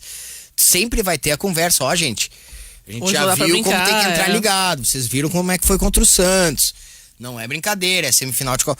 Tudo isso passa por uma discussão entre eles. Aí vai da questão de absorver, vai da questão de estarem bem e de também ter um adversário, né, gente? O Jeromel tá fora, né? Provavelmente. O Grêmio não divulga, mas é a tendência. Ele poupou o Rodrigues ontem porque ele deve estar pensando no... Já não tem David Braz, né? Então, é Jeromel se tiver condições, ou Rodrigues, ou Paulo Miranda, que eu acredito seja o Rodrigues. Zé, o Kahneman sabe parar o jogo na hora certa. Se ele estivesse no confronto do Grêmio com o River em 18, o Grêmio estaria na final com o Boca. É o Fernando Abreu que faz essa afirmação. Obrigado, Fernando. É uma observação. Zé Aldo. Até porque ele não ia com aquela mão esticada que nem foi do Bressan, né? Orestes. E cresce muito a participação do Kahneman, porque o Jeromel possivelmente não estará no jogo. Eu acho que aí também a confiança no jogador, no Kahneman, é bastante grande também, já que ele não conta com o cara que é o que sempre está ao lado dele, o Jeromel, né? Aí também cresce a importância do Kahneman. Aumenta, tens razão. Bem, vamos fazer um intervalo, em seguida a gente retoma, são 12h38. Você está acompanhando o Ganhando o Jogo pela Guaíba, debatendo futebol em nome do Banco Banrisul. Alguém provocou aqui, lá no começo do programa, acho que foi o doutor, nosso parceirão de sempre, o doutor Carlos do Alegrete. Não sei se vocês viram, mas só a título aqui de curiosidade, o Ibrahimovic, que é uma figura sempre muito marcante pelas declarações, também pela bola que jogou e que joga, ele fez, convocado pela Sport Week, uma seleção de todos os tempos do futebol mundial. Ele deixou fora Lionel Messi, Pelé e Cristiano Ronaldo. Quem são os que estão no lugar deles? Pois é, vamos ver aqui a seleção então. O goleiro escolhido foi Buffon. O lateral direito é Cafu. A dupla de zagueiros é formada por Nesta e Cannavaro, 2 zagueiros italianos. O lateral esquerdo é Maxwell. Nossa. Lembra aquele guri bonito que jogou na seleção assim 2 ou 3 jogos? Não amarrava uma chuteira do Roberto Carlos, não amarrava uma chuteira do Júnior, de ninguém. Tem Marcelo, né, é que o Ibrahimovic não viu jogar os outros, mas enfim, então ele tá... o Maxwell é um dos melhores amigos no futebol do Ibrahimovic. Então tá explicado. Meio campo é formado pelo Nedved. Nedved. Patrick Vieira, Xavi Hernandes, que jogaram com ele na Juventus e também no Barcelona. E no ataque, Zidane, Maradona e o ídolo dele, que é o Ronaldo Fenômeno. Sim, ele é muito fã do Ronaldo. Então tá aí o time de todos os tempos do nosso glorioso Ibrahimovic, mas deixar Messi e Pelé de fora não dá. O Ibrahimovic, às vezes eu penso assim, eu acho que ele, vou me manifestar, ele pensa, o que vai chocar, o que vai ser diferente do que todo mundo pensa. Então eu vou falar. E a gente repercute. Exato, e a gente acha o máximo. Mas ele vem pros microfones falar, eu sou o melhor centroavante da história, eu sou o mais bonito, eu sou o que faz, o que te entrega tudo. Mas ele é gigante, né? Não, ele é um muito bom jogador. Ele é, cara, mas ele foi menos do que ele disse ser e o que se esperava. E tudo bem, vamos seguir o baile. Como é que é, Cristiano? Ele foi espetacular. Agora, é claro que ele está em outra prateleira na comparação com Messi, Cristiano Ronaldo, entre outros, é óbvio. Ele sabe disso. Só que ele vende aquela ideia do eu sou o cara, eu sou isso, eu sou aquilo. I'm the best. Cara, nem ele se leva a sério no fim das contas. Eu acho isso fantástico, eu acho ele um grande personagem no futebol. Ele jogou muita bola, uma bola redondinha. Agora vou dizer uma coisa. E ainda joga, né? Sinceridade. E ainda joga redondo, é um espetáculo. Agora vou dizer uma coisa pra ti, ó. Será que ele não estava meio mamado quando fez essa escala? Não, o time dele é razoável. Tem 2 ou 3 posições ali que... razoável, né? Mas Nedved deve ser amigo dele da época da Juventus, sabe? Não dá. São bons jogadores, mas são caras todos que jogaram com ele. Nesta, o outro é o Cannavaro, né? Não é Costa. São bons. Nesta jogava bola. O Cannavaro já foi o melhor do mundo. Nesta é um absurdo. Uma seleção de todos os tempos. Mas o Baresi jogava mais. Não, seleção de todos os tempos aí não, né? É o famoso que a gente briga os parças, escolheu os parças. E eu não sei se o Chireia também não jogava mais. Não, tem muito jogador, né, Zé? E o Roberto Carlos jogava mais. E o Júnior jogava mais. E, Marcelo jogava mais. O Serginho jogava mais. Felipe Luiz jogou mais que o Maxwell pra mim. Do que o Maxwell? É. Pô, 615 jogaram mais só dos anos 2000 pra cá. Até o Sorin jogou mais do que ele. Claro. Muito com mais. certeza. O final de semana não deixou muitas reclamações de arbitragem. A gente não chegou a tocar em questão de arbitragem, né? Foi um final de semana Ainda bem. A arbitragem, quando ela é ruim sempre, a gente acaba até acostumando. No jogo do Inter, o comunicador tava quebrado. No jogo do Grêmio, cara, a hora que saiu o Thurim, o árbitro principal, eu até esqueci o nome, é Felipe, sei lá de quais cargas d'água lá, ele foi empurrando, cara, o jogador do Grêmio pra sair, mas quem que a arbitragem pensa que é pra empurrar jogador? Não se dá devida importância, que no caso deles é 0, pelo amor de Deus. E outra coisa, então, né, a punição de árbitro, a punição não, as atitudes que um árbitro pode tomar é dar cartão. Se o cara começar a ficar lento, dá um cartão pra ele. Dá cartão e pronto. Se daqui a pouco ele já tinha o amarelo, ele tá ralado, ele vai ser expulso e acabou a substituição. E até não era o caso dele. Se o cara daqui a pouco tá pendurado, ele vai se ralar, vai tomar um amarelo. Pra um cara que é reserva que nem ele, tomar muito cartão, no caso do Thurim, que pode receber oportunidades no Brasileiro, daqui a pouco um jogo que o Diego Souza descansaria, ele tá suspenso. Então ele tem que se ligar nisso. Agora concordo com o Cristiano, o árbitro não tem que estar empurrando, né? Foi uma grosseria aquilo ali que não tem explicação. Ele é aquela coisa, sai logo, vamos lá. Ele acha que não tá agredindo nem nada, e se for pensar friamente, não tá. Mas na regra, ele não pode tocar no cara, não pode ficar tocando no jogador. Não, o Churinho até olhou pra ele. Que isso, cara. Porque o contrário dá uma ronha tremenda na carreira do cara. Tá tudo certo, ninguém tem que tocar em ninguém, na verdade, né? Vai falar que não tem polêmica no jogo do Ituano da Série C. Os caras estão cuspindo marimbondo até agora. Eu confesso que eu não vi o lance, cara, tá? Mas eu vi só a reclamação deles. Eles estão reclamando que no jogo do Ituano contra o Santa Cruz pela Série C, o árbitro reserva teria comemorado um gol com os jogadores do Santa Cruz. Eu não posso acreditar nisso, cara, numa boa. Eu sei que a arbitragem brasileira é no nível sofrível, mas eu não posso acreditar nisso. Não, mas aí esse técnico, esse árbitro perde a... Aqui, ó. Em rede social, Ituano acusa árbitro de comemorar a vitória do Santa Cruz com jogadores. Após apito final, volante Paulinho abraça árbitro Igor Júlio Benevenuto. Olha o Benevenuto aí, o mesmo de Inter Luverdense. Esse rapaz é um para-raio. Mas aí é o Fogão apitando o jogo do Grêmio. Igor Benevenuto e imagem vira alvo do time paulista, que reclama de jogador expulso ainda no primeiro tempo. Então foi uma salada extraordinária. Isso a gente tem que lamentar muito, né? Porque parece que dentro dessa organização dos árbitros e até mesmo nas punições, parece que desmereceu passar cada vez, né, para uma liga pior, né, para uma A, B, C. Parece que isso vai de alguma forma punir, quando na realidade quem é punido é o futebol, porque além de desmerecer o pessoal que joga, né, que tá tentando acesso, daí tu vai colocar uma pessoa ruim lá. Bom, se o futebol já não ajuda muito, bom, meu Deus, né, o que resta aí? O Marco não entende muito bem dessas transmissões um pouco mais complicadas, não tem estrutura, ainda mais a qualidade do futebol um pouco mais, né, limitada. Uma comemoração dessa, ela deixa de ser engraçada, ela é triste, né, uma tristeza isso aí, tio, que isso? Uma bagunça, né? Os caras... É que o cara tava lá abraçado, e aí pegaram um momento lá, o flagrante dele rindo, sorrindo, quando o cara do Santa Cruz cumprimentou ele. Então, sinceramente, pra mim é mais choro do que realidade. Se cobra, por exemplo, do Rodrigo Caetano naquela eliminação pós-América, ele tava rindo, comemorando. É do meio dos caras também, né? Aquela vez cobraram o D'Alessandro. Pô, o cara tinha sido eliminado da Libertadores, aí, claro, torcedores vão pro hotel e tal. O cara tava com a cabeça gigante, pegou 2 long neck, certo, pra subir pro quarto, pra tentar, né, dormir, relaxar um pouco. Perdeu e tava tomando cerveja. Pô, gente, calma, né? Cada um reage à sua maneira. Libertadores, principal projeto daquele ano, tinha ido por água abaixo. Nós não estamos nos atendo muito à ponta de baixo da tabela, porque Grêmio e Inter estão lá na ponta de cima brigando por vaga de Libertadores, estão ali disputando coisas melhores na competição.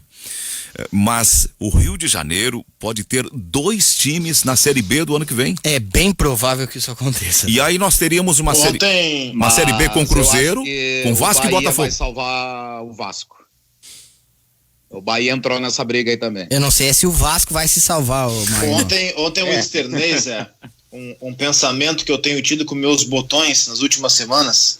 E ontem eu externei ontem foram 2 eu ouvi você sobre isso. Um entre os jogos e um depois. No vestiário que eu apresentei, que foi entre os 2 jogos, eu externei essa possibilidade. A Série B do ano que vem, ela pode ter 3 grandes.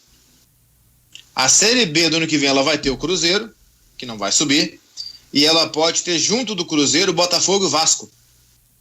E aí Seria uma Série B com 3 grandes do futebol brasileiro. E aí vocês entraram numa discussão que eu acho que é válida. Da grandeza desses times. Acho que grandeza que eles têm. Da tradição. Grandeza atual, eles estão se diminuindo.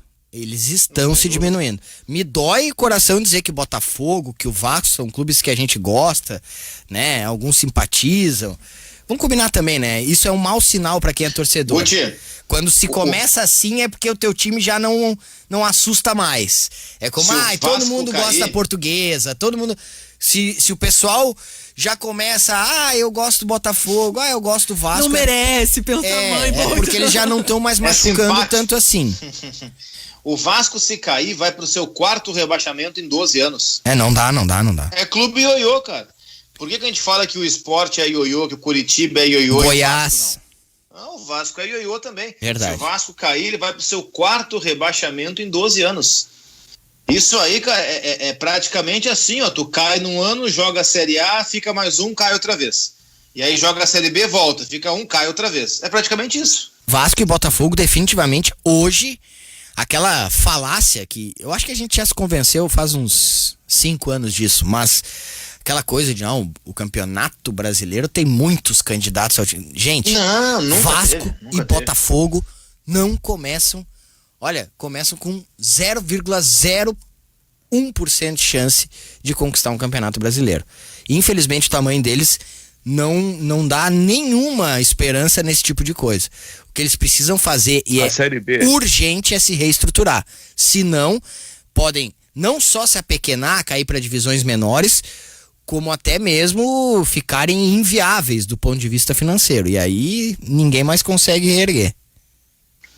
Para os times medianos que estão na Série B, que continuam sempre na Série B, não vem, as presenças de Cruzeiro, de Vasco e de Botafogo valorizaria a Série B do ano que vem? Chama atenção, mais deixaria jogos. mais difícil também, né? Mas agora traria um poder assim midiático impressionante, né? Imagina jogar uma Série B junto do Cruzeiro, junto do... E outros, né, que são menores, mas também são times de massa. Mas já não são... O Vitória tá na Série B. Mas esses que... Ponte Preta, Guarani... Esses potencialmente moradores, habitantes de Série A também já não assustam muito na B, né? Não, o Inter foi vice, o Cruzeiro a galera... Né? O Cruzeiro a galera largou de mão. Mas tem uma coisa aí, normalmente quando o time cai... o Cruzeiro é o 11º, e se ele tivesse os pontos que ele perdeu... Ele seria 7º. Claro, a gente nunca pode esquecer isso. Também. Porque senão parece que com esses 6 pontos que tiraram do Cruzeiro, seria campeão. Primeiro. Não seria não. O Cruzeiro, a situação é tão trágica que eles agora têm uma empresa lá fazendo uma cobrança para eles. Eles tinham feito um acordo no FGTS. Aí descobriram que o FGTS estavam dando golpe há muitos anos, assim, estavam dando perna de anão. Aí revogaram o acordo, era um acordo com desconto.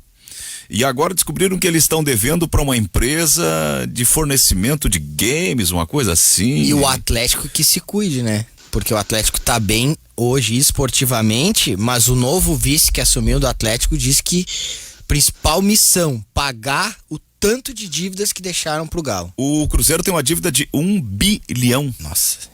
Então é É a difícil. maior dívida do Brasil, deve mais que o Botafogo. Mas aí eu compreendo, tu diz assim, não mete medo grande, mas quando o grande desce, ele desce gatinho, ele não deixou de ser tigrão. Claro, e outra coisa que é muito importante, até 4 anos atrás, o grande da Série A que descia para B, o primeiro ano ele ainda tinha a mesma cota de TV da Série A. Então ele tinha um orçamento muito maior para jogar a Série B. Agora não é mais assim. Tu desceu, meu velho, tu vai ter o mesmo orçamento dos outros. Ainda que o Cruzeiro tenha a folha disparada mais cara, né? Tenha investido mais. Porque ele tem mais sócio, Exato, tem uma estrutura porque é o diferente. Cruzeiro. Mas Claro. tem razão, não tem mais nem isso da TV. E a longo prazo também, se tu consegue subir, qual o plano de investimento que tu tem, que daqui a pouco tu vai estar de novo, né, com os leões. Agora Daí, imagina como o é que tu vai Cruzeiro fazer? permanecer na Série B. E com vai Botafogo e Vasco. acontecer. Quer dizer, 4 vagas para 3 grandes, e se um deles começar a tropeçar, tu vai ter grande se perpetuando na Série B. Porque sempre Daqui tem a um pouco pequeno vai ter bem uma nova organizado, né? portuguesa por aí. Sempre tem um miúdo organizado que vai atrapalhar. É. O Paulo Porto de Canoas diz, o jogador recebeu o cartão amarelo por atitude inconveniente do árbitro no jogo Santa Cruz e Ituano. O Paulo Porto de Canoas está dizendo. Obrigado, Paulo. Falasse dos pequenos organizados, o G4 da Série B é um mar verde ali, é o América Mineiro, Chapecoense, Cuiabá e Juventude. E o São Juventude, os 4 primeiros da B. Tô torcendo E o muito Guarani pro por Juventude. ali. O Guarani é o 6º, atrás do CSA. O Juventude se sobe e permanece, porque ele é organizado. Eu que deixo o meu bairrismo adormecido, eu queria ver Brasil, Juventude, todo mundo na Série A. Mas o Brasil tá Queria planejado. também, cara. Ele quer terminar o estádio para depois investir Não, no o Brasil time. tá fazendo o Jogo- correto. O Brasil tá cumprindo a missão dele, que é Isso aí. permanecer na Série B em todos esses anos. Depois que subiu, Perfeito. permanece com honra e o estádio tá ficando bem legal. O Thiago Isso de aí. O Gravataí. Juventude tem jogo direto, tá, Zé? Só para fechar o assunto de Série B. Hoje? Quarta-feira. Juventude e Ponte Preta. Juventude é o 4º com 49 e a Ponte Preta vem em 7º, mas tem 46. Tá todo mundo Então, embolado. se a Ponte ganhar, ela passa o Juventude. Não, é um bolo. Do Avaí, que é o 9º, até o Cuiabá, que é o 3º, a diferença é de 6 pontos. Magno, nós papada, vamos fazer uma frase para ele. Nunca nos matarão. O Thiago de Gravataí tá Pode dizendo. ser. Tá certo, tá certo. O Thiago de Gravataí tá dizendo, por isso que time grande não pode cair, como dizia Eurico Miranda, é sempre melhor ver Grêmio e Botafogo do que Grêmio e Atlético Goianiense. Eu mas daí já esporte, acho que a incompetência deve ser castigada. Eu também gostaria, mas o que eu gosto não pode ser, né? Eu acho A que regra. time grande não Exato. pode ser incompetente. Agora, se for, tem que cair. Também acho. É porque a graça do futebol Eu é que lamento eles... que eles caiam, mas se caiu é porque mereceu. que ganha ou perca, mas com o mérito e na regra do jogo. Não, né? óbvio. Boa tarde, Zé. Parará, um abração, Marcelo.